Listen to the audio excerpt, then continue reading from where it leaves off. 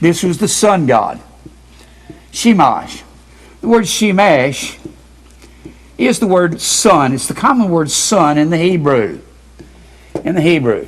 And then, of course, you had Molech in what we call northern Jordan. That was the land of Ammon. This was Moab here. Moab. In the land of Ammon, they had Molech, or Moloch. They're all variations of the same word, or Milcom, or Malcolm. And they're all variables of the name. That was just the sun god, or the fire god of Babylon. And of course, Israel, just southeast of Jerusalem, they had the valley of Tophet, where they went down into Tophet, offered their children in the fire, and offered their sacrifices up to Molech, or Moloch. And Israel did that south of Jerusalem, just southeast of Jerusalem. Then they go back to Jerusalem on the same day and give Jehovah God a sacrifice. It doesn't even make any sense, but I don't think America makes any sense either. Now, and of course, Baal and the Grove come up here from here in Egypt.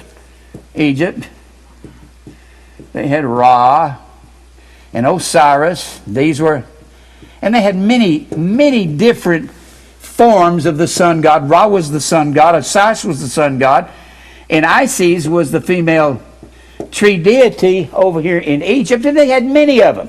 They had many of them in Greece, and many of them up here in what we call Turkey, or up in Asia Minor. They had them everywhere. And Israel got involved in the gods of the Amorites, the gods of the Hittites. Israel got involved in all of them. And God said, "I've had my fill with you."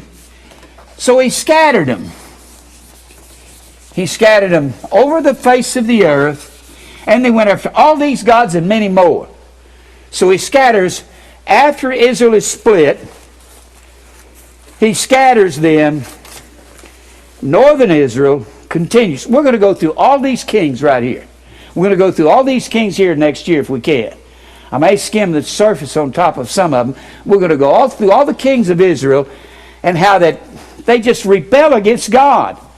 And how that God gets he gets his fill of northern Israel. Of course, northern Israel is the one that brought the system in so they could pollute southern Judah, and they did that through Ahab and Jezebel's daughter, Athaliah. We know the story, and we'll get to her too. Well, then, when Hoshea is king of northern Israel, there in First Kings, the 17th, 18th chapter, God sends the Assyrians in. Here, God has split the kingdom into two kingdoms, northern Israel, southern Judah, and he scatters northern Israel in 722 BC. The Assyrian king, Shalmaneser, Tiglath-Pileser, I like that name, Tiglath-Pileser. If you ever have any kids, name him Tiglath-Pileser. Sometimes he was called Tilgath-Pileser. Tilgath-Pileser is short for Tiglath-Pileser. I guess it's a nickname. Nickname. No, they used to call him Tiggy for short. Tiggy. Tiglath. Pileser. How's that for a name? What's your name, you kid? Tiglath, Artaxerxes. How's that? Tiglath-Pileser, Artaxerxes. Huh? Jones. I'll get you a dog and name him that, okay? All right, southern Judah was scattered. God gets his fill of northern Israel, scatters them 722 BC. Notice it's right there on the chart. 722. And that after they're carried away, the only surviving kingdom is southern Judah. And the legitimate kings, David has a son Solomon, has a son Rehoboam, has a son Abijah, has a son Asa, has a son Jehoshaphat, has a son Jehoram, has a son Ahaziah, and Athaliah got in there because she's trying to steal the kingdom. Of course, they had to kill her. And then Ahaziah's son is Joash, and Joash's son is Amaziah, Uzziah, and so forth.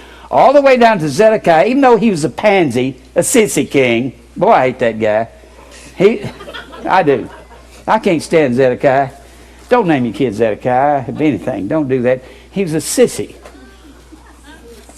Pansy. the princes of Israel would come and say, Jeremiah's preaching through all the streets. He's preaching everywhere. Zedekiah, the princes would say, can we kill Jeremiah? He's disheartening the people. He's disgusting us. Zedekiah would say, well, you can hang him in the mire. I don't think you need to kill him right now. And they'd hang Jeremiah in the mire, and the mire was said to be human waste by some of the scholars. And they'd be hanging in a dungeon somewhere in human waste. And the word would come to Zedekiah, the word is coming, Zedekiah, Nebuchadnezzar's on the way. What are we going to do? Someone go get Zedekiah. And Zedekiah would come in all stinking and say, what do you want? Jeremiah would come in and say, what do you want? Zedekiah would say, have you heard a word from the Lord? What a nimble brain. Good grief. Yes, judgment's on the way, Zedekiah. Of course, when Nebuchadnezzar came in, he didn't come in. Nebuzaradan. Don't confuse him with Nebuchadnezzar. Nebuzaradan. I believe that's the way you spell it. Nebuzaradan was the commander of Nebuchadnezzar's forces. Well, he comes in. Nebuchadnezzar tells Nebuzaradan, we hear this Jeremiah has walked through the streets of Jerusalem for 40 years trying to tell the people to repent.